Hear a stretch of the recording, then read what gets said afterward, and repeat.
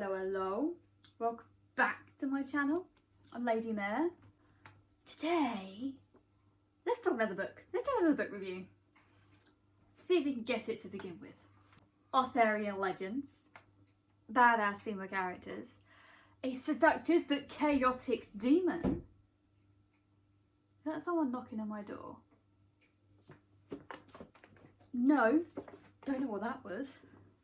But anyway, yes, I'm talking about Legendborn. I have never read a book so fucking engaging in first person. I have a stick to for first person. Oh my fucking god. Dion fucking words. Dion belongs up there with Robin Hobb. I ain't even kidding. The way that she writes is so engaging and but so unique to the character she's telling too. And oh my god, I finished this in 2 fucking days. This was a buddy read. I had no restraint. I went off the rails. I was like, nah mate, I'm fucking finishing this. I can't stop. Because every time I put it down, Bree sort of was a bit like, read me. And I was like, I have work to do, but read me. So fucking good. This book deals with so many issues in such a brilliant way that as a white woman, I don't get the racism side.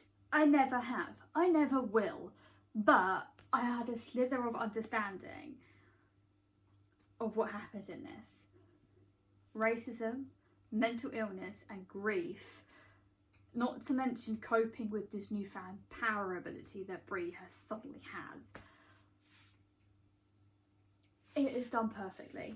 I cannot explain this any better. It is fucking perfect.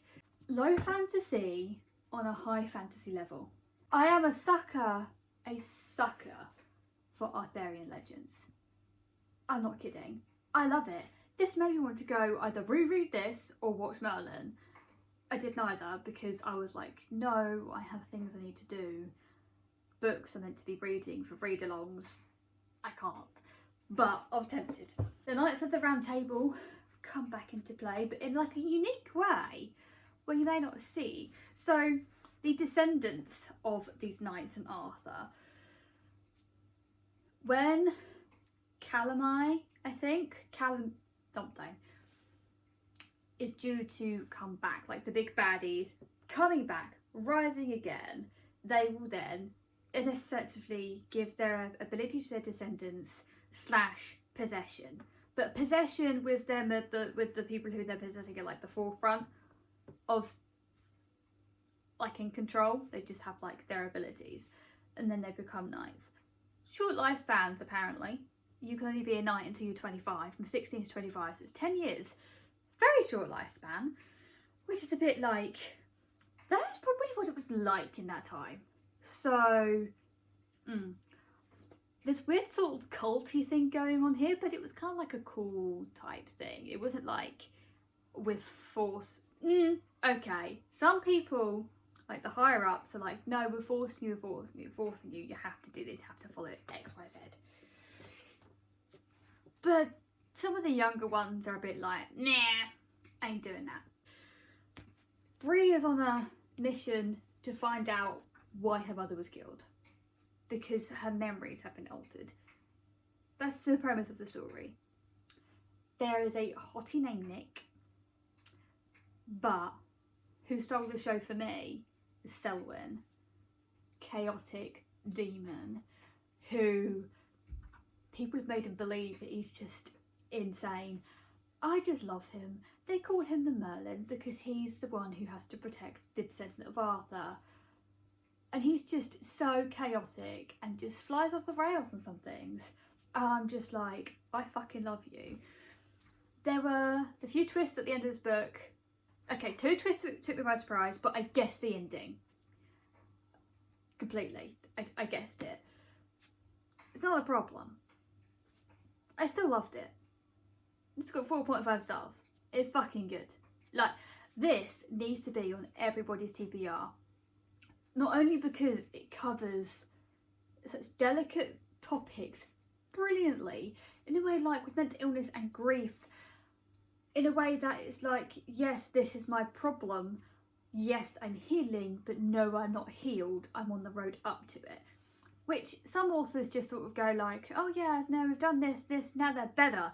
It's like, no, they're not better. No one's ever really going to be better. It's a constant struggle, which authors seem to forget. You don't wake up one day and feel fine. You may be fine for like 6 months, and something might hit and you'll be like, fuck, I've gone back downhill again. Everyone just needs to read this book. Brie is such a brilliant character. Stubborn, badass. And just the way she copes with all the struggles in this is so real. I was like, whoa. I was pulled into this story and I could not forget about it. To the point when I'm just like, why don't I reread it? Not many books get me like that. When I finish it, I instantly want to pick it up again. Dion, I hope I'm saying that right, is a phenomenal author, and the fact this is her debut, it's brilliant. Everybody needs to read this book. It is just, I cannot give it enough praise. I can't get this book out of my head. And the cover is so pretty. Look at it. Oh, like, I know we have so many book to film adaptations coming, but if there's anything that I want as a TV show adaptation, it's this. Anything I could pick, anything, it has got to be this. Hands fucking down. Read it. Just read it. Let me know down below if you have read it. Discuss spoiler free. And like and subscribe. And I'll catch you later.